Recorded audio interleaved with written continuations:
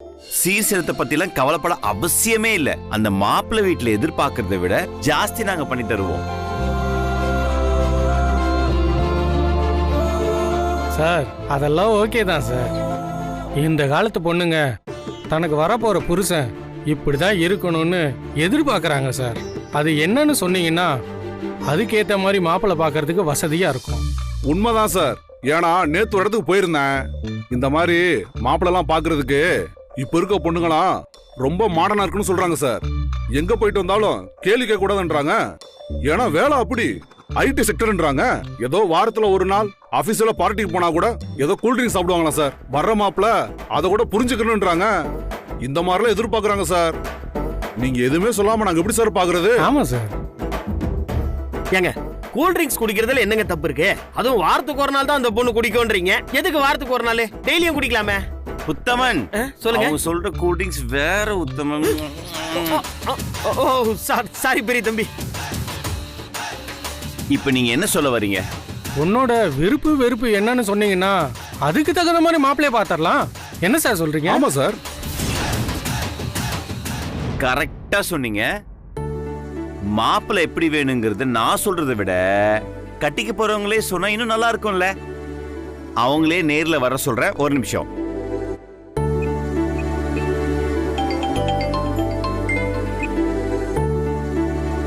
Good morning sir. Good morning Vasu. என்ன பண்ணிட்டு இருக்க? ஆபீஸ்க்கு தான் ரெடி ஆயிட்டு இருக்கேன். Very good, nice. இப்ப என்ன பண்றேன்னா ஒரு அழகான சாரியை போட்டுக்கிட்டு தலை நல்லா வாரிக்கிட்டு அழகா பொட்டு வச்சுக்கிட்டு சும்மா ஜம்முன்னு கிளம்பி வீட்டுக்கு வா. ஏன் சார்? உன்னை பாக்கிறதுக்காக சில பேர் வீட்டுக்கு வந்திருக்காங்க வசு. அவங்க உன் வருங்கால கணவரை பத்தி கேக்குறாங்க. அது நானே சொன்னா நல்லா இருக்காதுல்ல. நீயே வர அவங்க கிட்ட டீடைலா சொல்ற. Okay okay sir. வா, உடனே கிளம்பி வந்துடு. Okay sir. சார்னு கூப்பிடுறதுக்கு என்னவோ மாதிரி தான் இருக்கு. என்னன்னு கூப்பிடலாம்? குட்டி பையன்னு கூப்பிடலாமா?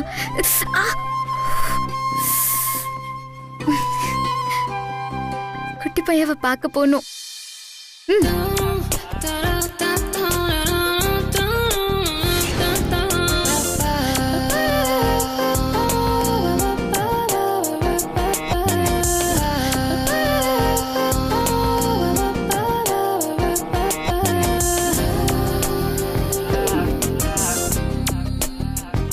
அவரை பத்தி என்ன சொல்றதுன்னே தெரியலையே.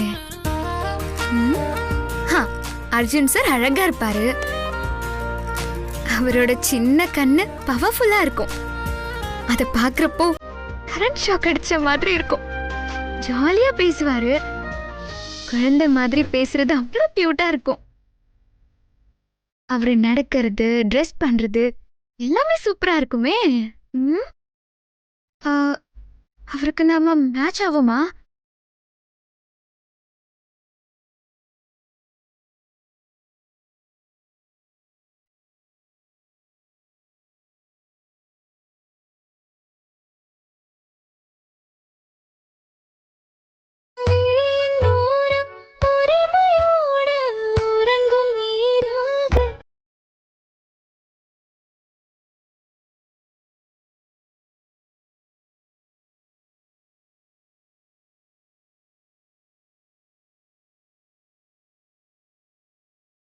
என்ன வசு,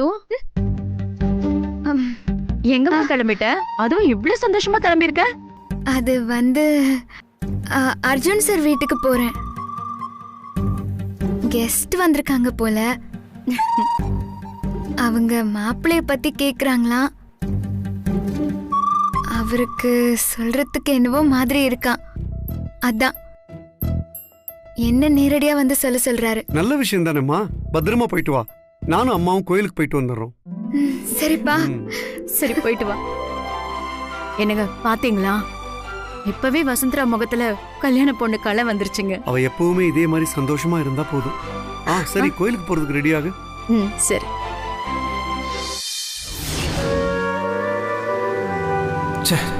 என்ன குழப்பம்னு தெரியலையே. போய் பார்க்கலாம்.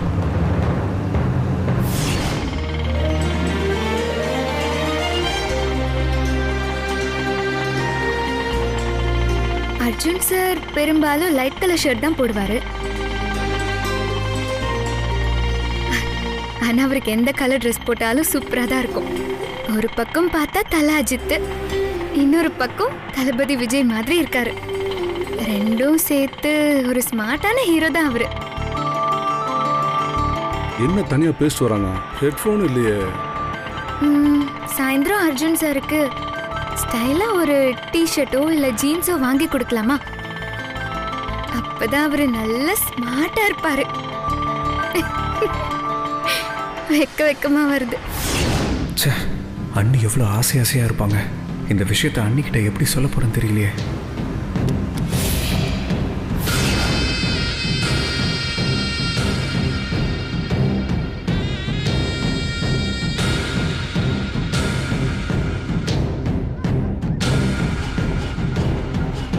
வா.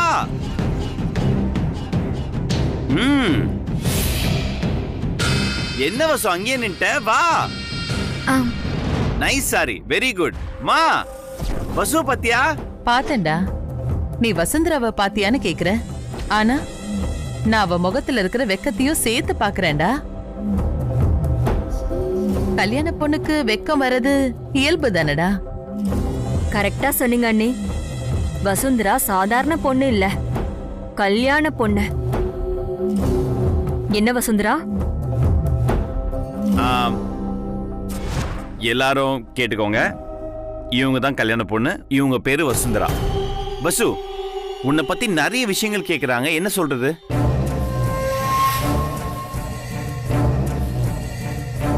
சரி, நானே சொல்றேன்.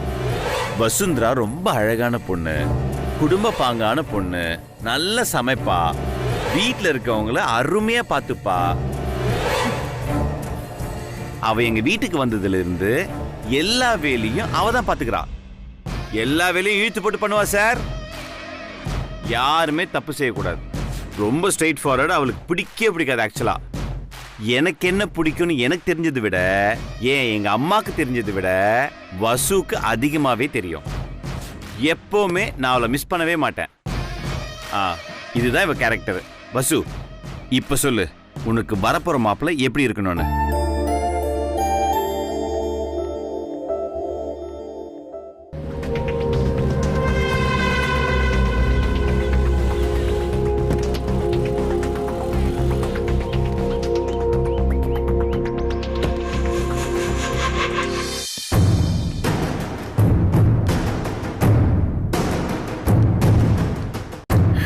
வாங்க தம்பி, நல்லா இருக்கீங்களா?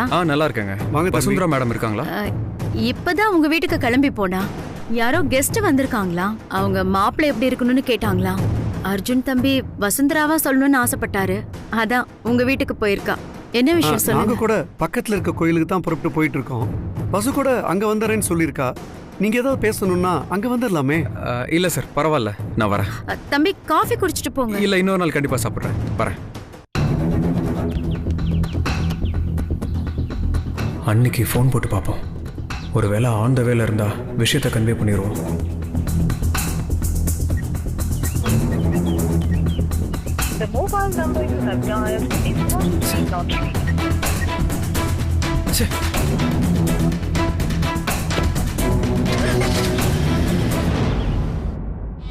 எனக்கு வெக்கமா இருக்கு அர்ஜுன் சார். வெக்கப்பட்டா எப்படி வசு? உன்னை பத்தி எல்லா விஷயங்களும் சொல்லிட்டேன். எல்லாம் கரெக்ட் தானே? உனக்கு வரப்போற மாப்பிள்ளை எப்படி இருக்கணும்னு நீ அவங்க கிட்ட சொன்னாதான் அவங்க அதுக்கேத்த மாதிரி மாப்பிள்ளைய பாப்பாங்க.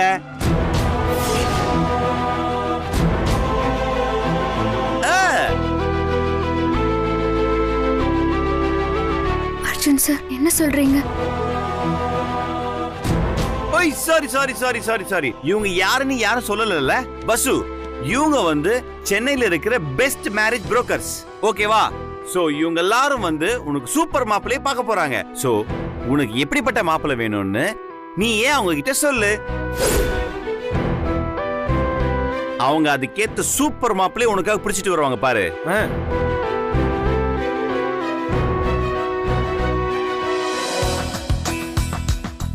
சார் நீங்க என்ன சொல்றீங்க? எனக்கு எதுவுமே புரியல. என்ன வசு புரியல? உங்க அப்பா எதுவும் சொல்லலையா? மா என்னம்மா வசுக்கு எதுவுமே புரியலங்கிறா? கேளு வசு, அன்னைக்கு உன் வீட்டுக்கு வந்தப்ப உன் பாட்டி நம்மள பத்தி எவ்வளவு தப்பு தப்பா பேசினாங்க. அதான் யோசிச்சு பார்த்தேன். உனக்கு ஏற்பட்ட இந்த கலங்கத்தை துடைக்கணும்னா நானே உனக்கு ஒரு நல்ல மாப்பிள்ளைய பார்த்து கல்யாணம் பண்ணி வைக்கணும்னு முடிவு பண்ணேன். அததானே உங்க வீட்டை சொல்லிட்டு வந்தேன் நானு.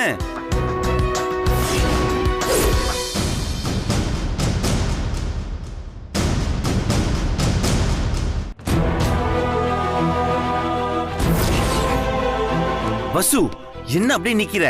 உனக்கு எப்படிப்பட்ட மாப்பிள்ளை வேணும் சொல்லு. மம்மி. அர்ஜுன், மாப்பிள்ளைய பத்தி கேட்டதுமே வசுந்தரா கனவு காண ஆரம்பிச்சிட்டான்னு நினைக்கிறேன். சொல்லு வசு, அப்படி நிக்காத. உனக்கு பிடிச்ச எப்படிப்பட்ட மாப்பிள்ளை வேணும் சொல்லு.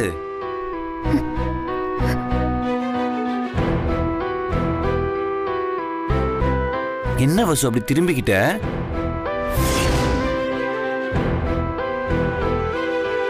ஒண்ணு விடாம கேட்டுட்டே இருந்தா வெக்கம் வராதா என்ன? அதான் திரும்பிக்கிட்டா. என்ன வசு, ஏன் வெக்கப்படுற சொல்லு.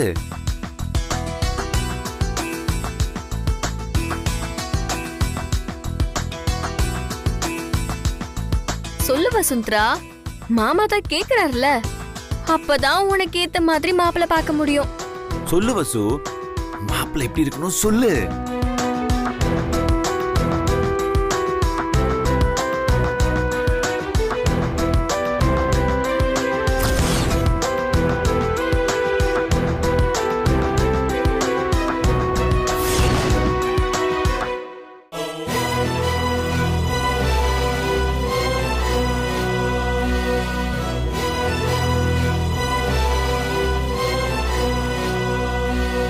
அழகா இருக்கணும்,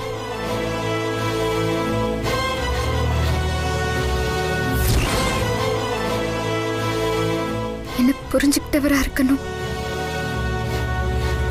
நான் அவரை பார்க்கறதுக்கு முன்னாடி அவர் எப்படி வேணா இருக்கலாம். ஆனா அவர் என்ன பார்த்த உடனே என் மேல மட்டும்தான் பிரியமா இருக்கணும். என்ன பார்த்த அந்த நிமிஷத்துல இருந்து எனக்காக மட்டும்தான் வாழணும்.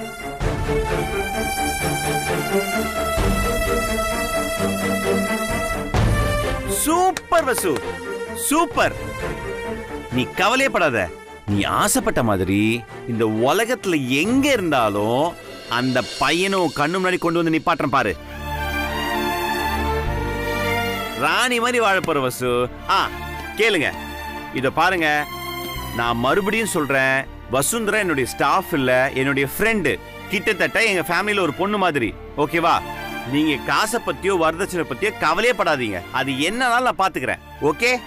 நீங்க பண்ண வேண்டிய ஒரே விஷயம் வந்து பசுக்கு ஏத்த மாதிரி ஒரு நல்ல மாப்பிள்ளைய பார்க்கணும். Okay sir?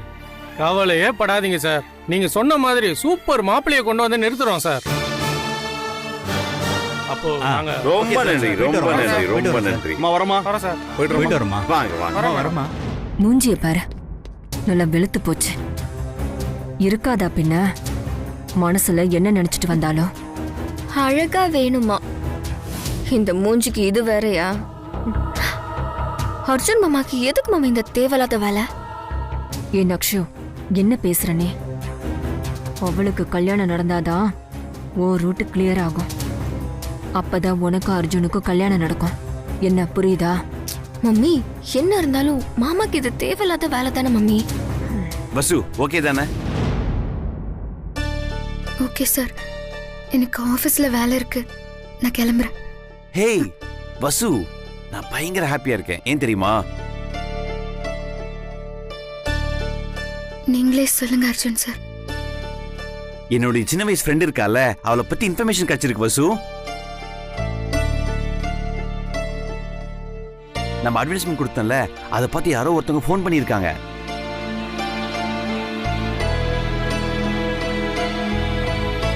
All the best sir. எல்லாத்துக்கும் காரணம் நீதானே வசு. இல்ல சார், உங்களோட நல்ல மனசு தான் சார் காரணம்.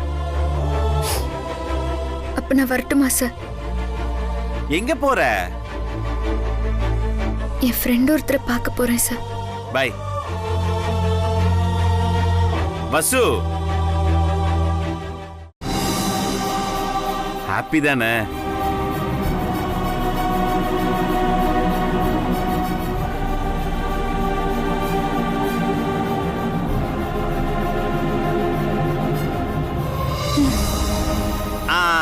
அது போயிட்டு வா.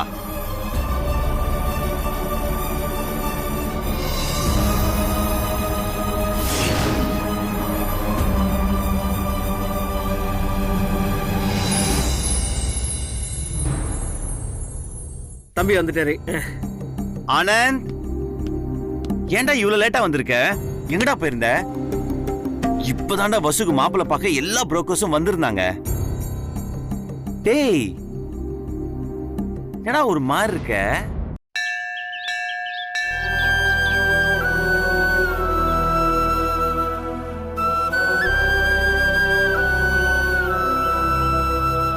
அண்ணி, எனக்கு ரொம்ப கவலையா இருக்கு அண்ணி. ஒரு விஷயம் தெளிவா தெரிஞ்சதுக்கு அப்புறமும் அதை மற்றவங்க கிட்ட சொல்லாம தள்ளி போடுறது எனக்கு ரொம்பவே தப்புன்னு தோணுது அண்ணி. இப்ப பாத்தீங்களா என்ன நடந்துச்சுன்னு? அர்ஜுன் அண்ணனுக்கு உண்மை தெரியாததுனால தான் இவ்வளவு பிரச்சனையும். இதுவே உண்மை தெரிஞ்சிருந்தா இந்த பிரச்சனையே வந்திருக்காது. நீ இன்னும் எவ்வளவு நாளைக்கு தான் உண்மையை மனசுக்குள்ளே வச்சுக்கிட்டு இப்படி ஏமாந்து ஏமாந்து போக போறீங்களோ?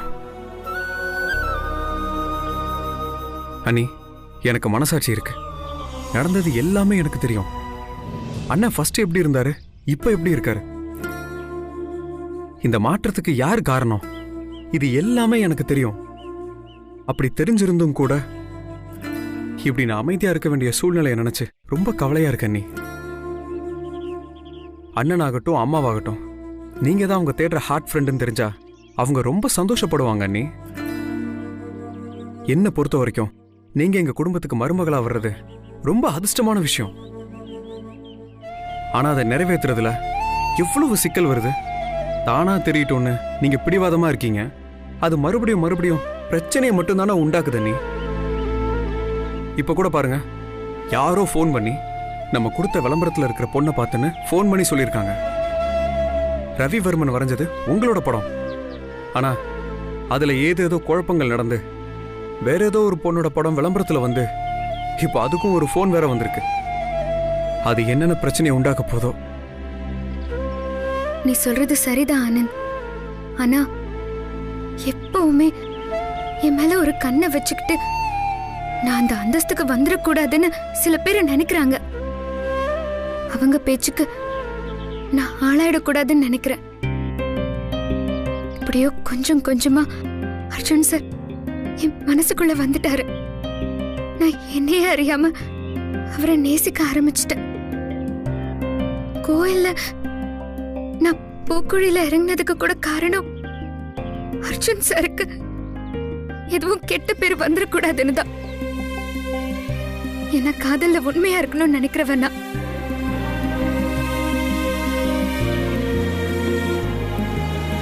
எனக்கு புரியுது அண்ணி. எத்தனையோ தடவை ஆதாரபூர்வமா அதுக்குண்டான சந்தர்ப்பங்கள் கிடைச்சாலும் என்ன வெளிக்காட்டிக்க மட்டும் நான் முயற்சி பண்ணதே இல்லை. ஏன்னா நான் தான் அந்த ஹார்ட் ஃப்ரெண்டுங்கிறது அவங்களுக்கு வேற யார் மூலமாவோ இல்ல வேற ஒரு ஆதாரத்தோட தான் தெரிய வரணும். அதுதான் எனக்கு பெருமை. நான் அர்ஜுன் சார் மேல வச்சிருக்கிற காதலோ உங்க குடும்பத்து மேல வச்சிருக்கிற அன்போ உண்மைன்னு அப்பதான் என்னால உணர்த்த முடியும். ஏதோ பணத்துக்காக ஆசைப்பட்டு நான் இந்த மாதிரி எல்லாம் செய்யறேன்னு யாராவது சொல்லிட்டா அது என்னால தாங்கிக்கவே முடியாது. ஏன்னா ஏழைகளுக்கு பணத்தை விட பாசம்தான் முக்கியம். ஏன் அண்ணி நீங்க இந்த மாதிரி தலைய சுத்தி மூக்க தொடணும்னு நினைக்கிறீங்க? அண்ணி, உங்களோட உணர்வுகள் என்னன்னு என்னால புரிஞ்சுக்க முடியுது. ஆனா அதுக்கான சூழ்நிலை சந்தர்ப்பம் எப்ப அமையனே தெரியல. அதெல்லாம் நினைச்சாதான் இப்போ எனக்கு ரொம்ப கலக்கமா இருக்கு அண்ணி. வாங்க அண்ணி, இப்பவே போய் எல்லார்கிட்டயும் உண்மை எல்லாத்தையும் சொல்லிடலாம். தயவு செஞ்சு வேண்டாம் ஆனந்த், என்ன புரிஞ்சுக்கோங்க ப்ளீஸ். அர்ஜுன் சார் என் மேல ரொம்ப நம்பிக்கை வச்சிருக்காரு. அவருக்கு என் மேல எவ்வளவு அன்பு இருந்தா எனக்கு நல்ல பெரிய இடத்துல மாப்பிள்ளை பார்த்து எனக்கு கல்யாணம் பண்ணி கொடுக்க ஆசைப்படுவாரு. ஐயோ அண்ணி, அவருக்கு உண்மை தெரியாது அண்ணி. ஆதாரத்தை காமிச்சா உங்களே அவர் காதலிக்க ஆரம்பிச்சிருவார் அண்ணி. ஆதாரத்தை பார்த்து வர்றது காதல் இல்ல, மனச பார்த்து வரணும். அவரு மனசுல என் மேல காதல் வராம அந்த உண்மைய சொல்றதுல அர்த்தமே இல்ல ஆனந்த்.